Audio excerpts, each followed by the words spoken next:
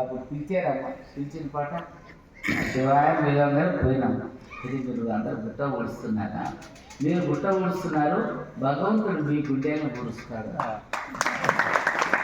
అదే గోడ దగ్గర నిలబడి మీ గుండెలను ఊడుస్తాడు భగవంతుడు. అంటే మనలో ఉన్న కల్మషాన్ని తీసేస్తాడు భగవంతుడు. అందుకని ఈ గుట్ట ఊడ్చేదానికి కూడా ఎవరు కూడా వెనకామని చేయలేదు. నేను ఊడుస్తానంటే ఈ బద్మాస్ అడ్డా వస్తూ ఉంటానని. ఏ పని చేస్తే కూడా గురుస్థానంలో సంతోషమే. ఆఫీసులో కూర్చున్న రాసినా ఒకటే, ఊడ్చినా ఒకటే, ఏదైనా ఇంకేం చేసినా ఒకటే. ఇది అమ్మ నడాడిన స్థానం. అమ్మ పాదపద్మములతోటే, అమ్మ పాదపద్మములంతా తిరిగాడిన క్షేత్రం ఇది. అందుకని పవిత్రమైపోయి సూర్యగంధి అయింది. నేను పూజారి కదా, నేను ఎందుకు ఊడవాలంటారు. మీరు ఊడ్చే తీరాలని నేను మీ అమ్మ గుడి, అమ్మ మండపం మీరే ఊడవాలని వాళ్ళకి కండిషన్ చేస్తాను. ఎందుకంటే నేనన్న భావన ఉండరాదని వాళ్ళకి తెలియదు. చిన్నపిల్లలు కదా, ఇది ఊడుస్తారు. అది ఊడ్చేదాన్ని. ఎందుకంటే మనం చిన్నగానే ఉంటుందన్నమాట జ్ఞానం అనేది. ఆ చిన్న విషయంలో మా తుకారాం చూడరా, తుకారాం ఆయన ఎంత నిస్వార్థంగా ఉంటాడు, ఎంత ఆదర్శంగా ఉంటాడు.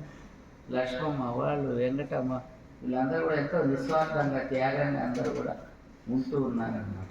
నేనైనా అట్లా భగవంతుని యొక్క కృపా కటాక్షాలను మనం సంపాదించుకునే అవకాశం చాలా మెండుగా ఉంది. ఈ గురుస్థానంలో ఎవ్వరు కూడా ఈరోజు నేను చెప్పే మాట, నేనన్న భావాన్ని అందరూ విడిచిపెట్టాలా. నేనన్న భావన అందరూ విడిచిపెట్టి నేను ఒక శరణార్థిని, నేను శరణార్థిని అని మనం అనుకోవాలి. ఎవరు ఒక్కొక్క భాషను చేస్తుంటారు. వాళ్ళ అంతరంగం ఇలా ఆమె ఏదో ఎవరో వాళ్ళకు నష్టం చేసినట్టు, ఎవరో వాళ్ళ దొరికేది లాక్కున్నట్టు భాషణలు చేస్తారు. పేర్లు అన్నరాదు కానీ ఎవరు లాక్కునేది ఉంటుంది.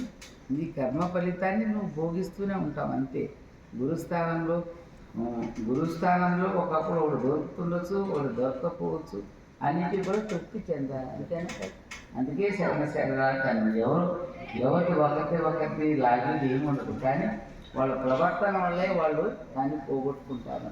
అందుకని ఎప్పుడు కూడా దయచేసి మనకంతా అమ్మగారి యొక్క గురుస్థానంలో సేవ దొరికింది, అమ్మగారిని స్మరించే అవకాశం దొరికింది.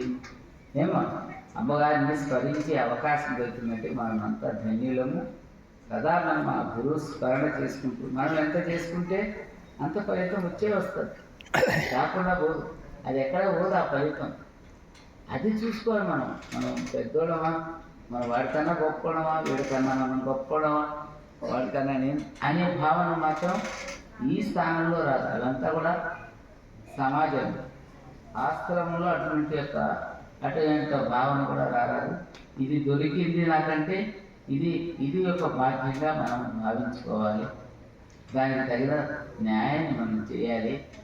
ఆ విధంగా అందరూ కూడా జన్మ సంస్కారం వేసుకొని సదా శరణార్థి అనే భావాన్ని గుండెల్లో నింపుకొని నేనన్న భావనను దూరం చేసేసుకొని అందరు సన్మార్గంలో నడుచుకుంటా సదా ఆ గురువుని యొక్క ప్రార్థన మనం చేసుకొని మొదలు చెప్తున్నా. ఆశ్రమంలో ఉండేటి వాళ్ళ అందరూ కూడా, ప్రతి స్త్రీలు పురుషులు అందరూ కూడా మధ్యాహ్నం వరకు వాళ్ళకి కార్యక్రమాలు ఉంటాయి కాబట్టి సాయంత్రం సభకి వాళ్ళందరూ కూడా ఈ 5 రోజులు రావాలి. వస్తే అది మంచిది అవుతుంది కాబట్టి వాళ్ళు కూడా అర్థం చేసుకోవాలి. అందరూ కూడా ఏదో మనం వచ్చినామంటే మనం ఏదో దేనికోసం వచ్చినామనుకోండి. 5 రోజుల కార్యక్రమం జరుగుతుంది.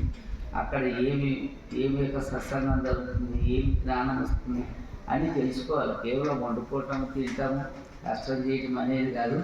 కొంచెం జ్ఞాన విషయాలు కూడా మనసుకు చెవిని అటు కూడా పెట్టాలి. కావున ఆశ్రమంలో ఉండేటి వాళ్ళందరూ కూడా సాయంత్రం 5 గంటల రాగానే అందరూ కూడా హాజరు కావాలని నేను ప్రత్యేకంగా మనవి చేస్తున్నాను. ఓం సద్గురు మహాయోగి రూపరహిత హింసాయోగీశ్వర వీరధర్మజ మాతా కీ జై.